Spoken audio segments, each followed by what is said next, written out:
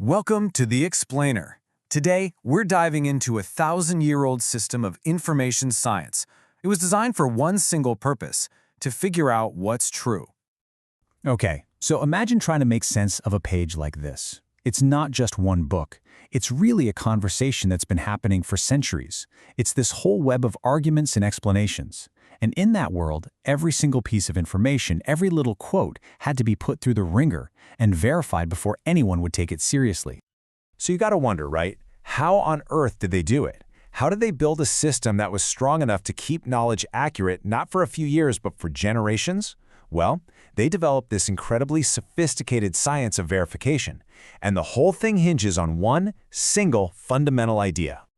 So let's get into it. How did they actually build this chain of trust? We're going to break down the core mechanism they used to prove that any given piece of information was authentic.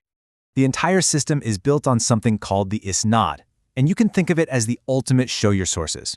Seriously, it's a human bibliography, a documented chain of people that links every single statement all the way back to the person who first said it. It's kind of like a precursor to academic citations today, but way more personal. It wasn't enough to know what was said, you had to know exactly how that information got to you. And this is a great way to see it in action. A piece of information isn't just some random fact floating around. No, it's a report that has a documented journey, passed down from teacher to student, from one generation to the next. Every single link in this chain was a real person. But of course, that leads to a pretty obvious question. Right, but you know the saying, a chain is only as strong as its weakest link. So how could you possibly trust that every single person in that long chain was reliable, that they were honest, and that they had a rock-solid memory? Well, to solve this problem, scholars launched what has to be one of the most ambitious intellectual projects in human history, the meticulous, painstaking vetting of every single person who ever passed on a report. They called this new field Ilm al-Rijal, which literally means the science of people. And it was exactly that, a massive biographical project designed to figure out the character, the memory, and the overall reliability of tens of thousands of individuals. So these guys were basically the original forensic detectives, you know? They were asking all these tough questions about every person in the chain.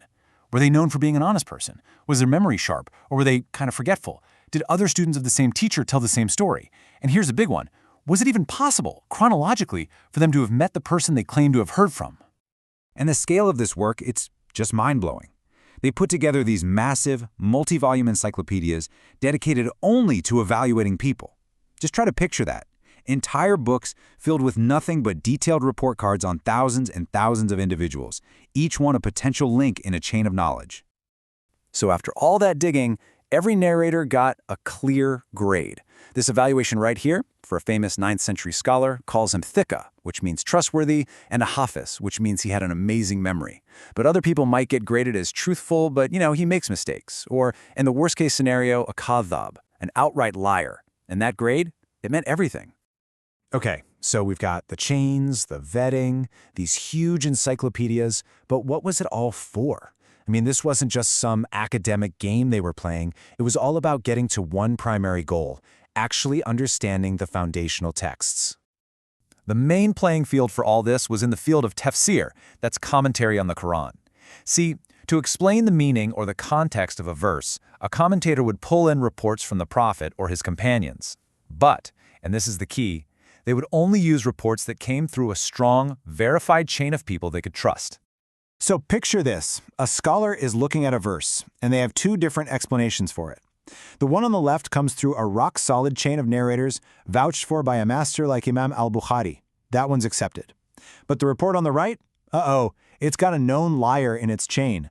For the scholar, the choice was simple. The one on the right is thrown out immediately. It's unreliable.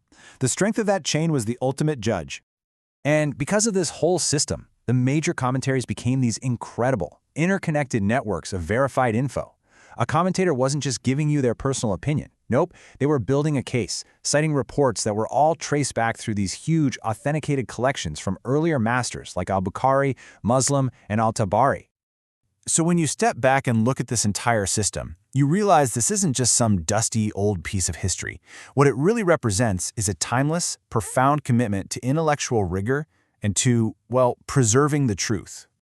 And again, the sheer scale of it all is it's hard to wrap your head around. A single work of biographical evaluation, like the famous History of Baghdad, spanned more than 24 volumes, and each one was just filled with detailed analysis of the people who transmitted knowledge in that one city.